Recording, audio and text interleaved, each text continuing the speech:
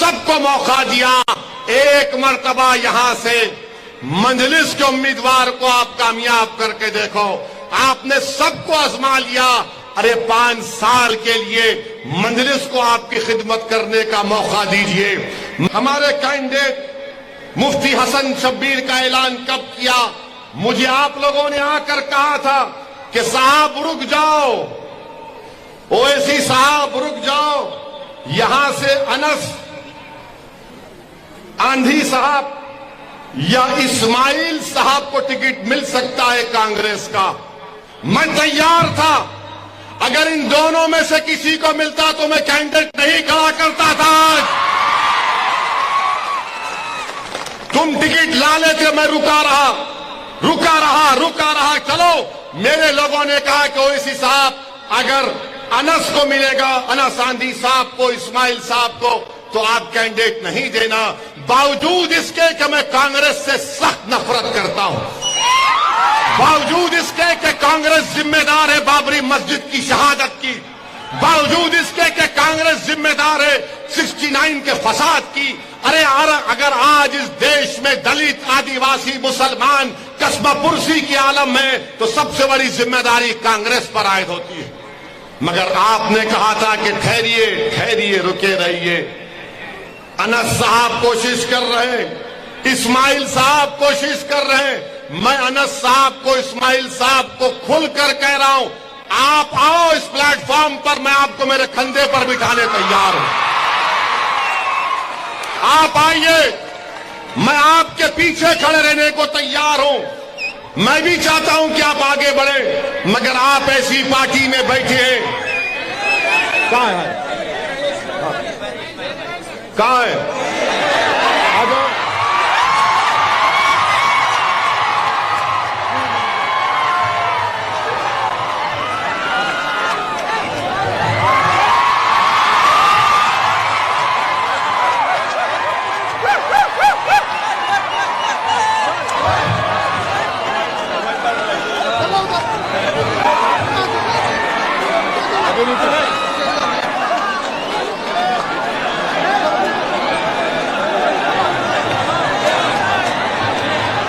मेरे अजीज दोस्तों और बुजुर्गों, मैं तो जानता भी नहीं इनको।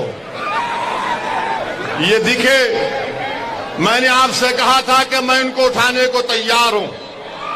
मैं अपने आप को उठाना नहीं चाहता हूं, मैं आपको आसमानों पर देखना चाहता हूं। आप लीडर बनो, आप कायद बनो, मुकद्दर के फैसले आप करो। कब तक अखियार हमारे मुकद्दर का फैसला करेंगे? कब तक जिनका हमसे कोई ताल्लुक नहीं है वो हमारे जिंदगियों का फैसला करेंगे? मेरे अजीज दोस्तों, मेरी इज्जतदार मां और बहनों, कब तक हम कांग्रेस के पास जाकर भीख मांगेंगे कि हमको लीडर बनाओ? अरे आप आओ, ये आपकी पार्टी है। मंजलिस आपके ख्वाबों को पूरा करेगी। मंजलिस आपसे इंसाफ के लिए लड़ना चाहती है।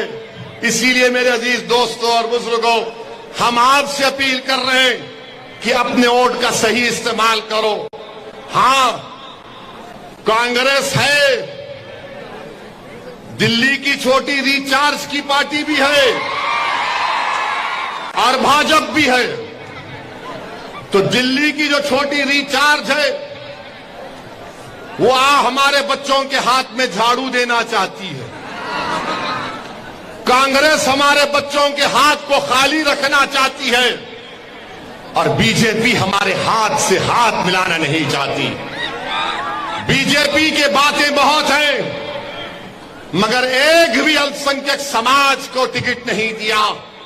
मंजलिस आपसे वादा कर रही है, आपके बच्चों के मुस्तकबिल के लिए हम लड़ते आए और लड़ते रहेंगे। उर्दू स्कूल बंद हो गए और हम हैदराबाद में अपनी पार्टी की तरफ से शहर हैदराबाद के जितने उर्दू स्कूल हैं, हमने 2005 से अब तक करीब 15-20 लाख बच्चों को, उनमें अब तक हमने 7 करोड़ रुपए खर्चा किए। आप एक बार मौका दो, यहां से मुत्तहिद हो जाओ, यहां से अपने एमएलए को कामयाब करो। मैं आपसे वादा कर रहा हूं कि इंशाअल्लाह ताला अल्लाह जो कुछ मुझे दिया है मैं यहां आपके पास बैठकर आपसे बात करके पूरी कोशिश करूंगा। याद रखो, गुजरात की विधानसभा में अगर आपके वोटों से, आपकी दुआओं से, आपकी मेहनत से मंजलिस का मिले जाएगा तो ये आपके इत्तेहाद की कामयाबी होगी, ये आपके सियासी शऊर की कामयाबी होगी।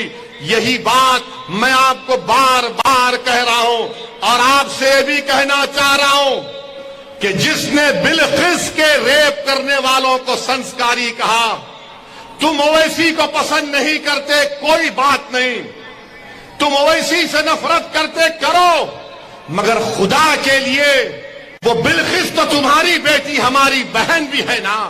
जिसने उसके रेप करने वालों को, उसकी इज्जत लूटने वालों को संस्कारी कहा, तो क्या आप में गीरत जागेगी या नहीं जागेगी?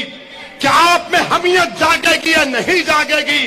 तो जमहूरी तरीके से बताओ कि गीरत भी जिंदा है, हमियत भी जिंदा है, और हम ऐसे लोगों को कभी नहीं बोलते। जमहूरियत आपको दावत दे रही है कि अपने पसंद के उम्मीदवारों को कामयाब किया जाए। मैं गोधरा की जनता से अपील कर रहा हूं, चाहे मुसलमान हो, दलित हो, हमारे हिंदू भाई हो, आदिवासी भाई हो, बताओ गोधरा में क्या काम हुआ? आपने कई मर्तबा सबको मौका दिया, एक मर्तबा यहां से मंजलिस के उम्मीदवार को आप कामयाब करके देखो। आपने सबको आजमा लिया, अरे 5 साल के लिए मंजलिस को आपकी खिदमत करने का मौका दीजिए। मैं आपको बता रहा हूं कि ड्रेनेज का मसला है गोधरा में।